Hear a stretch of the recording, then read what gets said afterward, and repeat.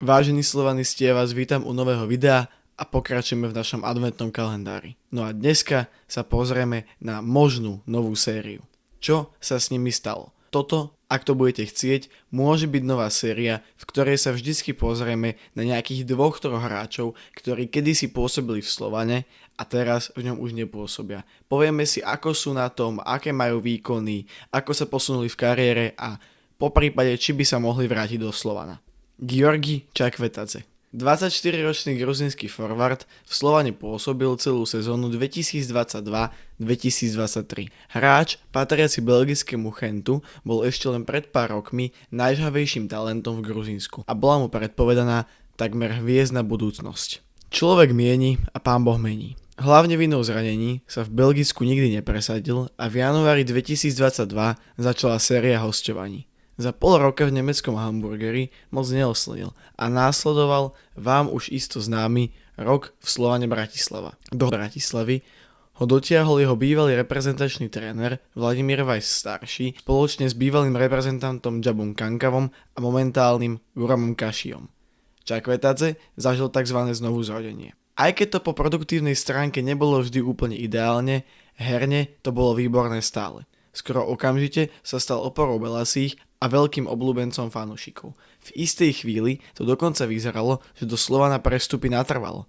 Všetci si isto pamätáme skandovačky Ivan Kmotrík zapla Čakveho, Čakvetadze a podobne. Všetci sme chceli, aby sa Čakve upísal. Čo sa presne stalo, by sa zisťovalo len ťažko.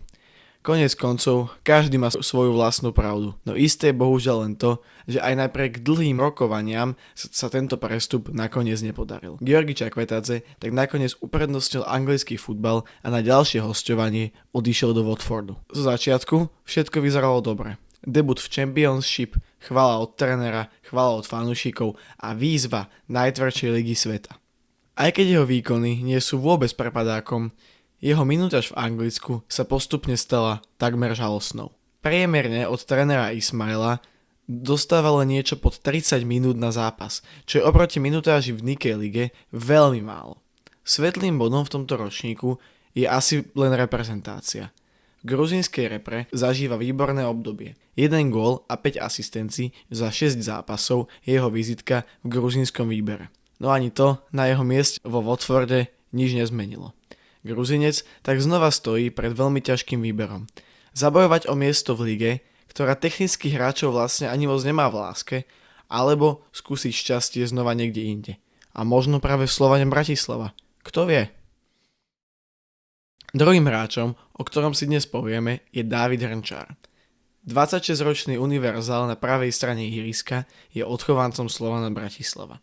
Po neľahkej ceste v A-mužstve belasých debutoval 5. augusta 2018. Po krátkom pobyte v hlavnom kádri následovalo 1,5 ročné obdobie hosťovaní v Pohroni a vo Vione Zlaté Moravce. Po výbornej sezóne práve v druhom zmienenom klube si ho ale Weiss starší v týme nechal už natrvalo. Prelom v Hrnčárovej kariére nastal na jeseň 2022.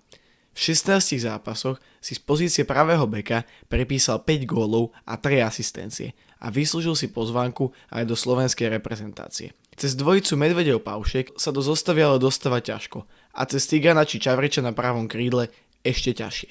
Rodák zo Žiliny sa tak v zime aj kvôli malej minutáži v Európe rozhodol prestúpiť. Na polročné hosťovanie si ho s opciou zobral belgický druholigista SK Beveren. Do Belgicka vstúpil raketovo. Hneď do konca sezóny si pripísal 3 góly a 7 asistencií. V lete tak Beveren neváhal a opciu na Davida uplatnil. V novom ročníku sa síce do rovnakej formy ešte nedostal, no aj tak je v mužstve dôležitým hráčom a jeho minutáž je na úrovni okolo 1 hodiny na zápas. Príbeh Hrnčára môže byť teraz pre nás už len ponaučením, že talentom treba dať priestor a dovoliť im rásť, bo inak si ich zoberie niekto iný a bude z toho ťažiť. To by bolo pre dnešné video všetko. Ja dúfam, že sa vám takýto koncept páči. Ak áno, nezabudnite napísať do komentára, že sa vám páči, poprípade ako máme zmeniť a tak, však to už poznáte. Dajte nám like a odber, aj to už poznáte. Majte sa krásne, užívajte vianočný kalendár a pamätajte, spolu sme Slovan.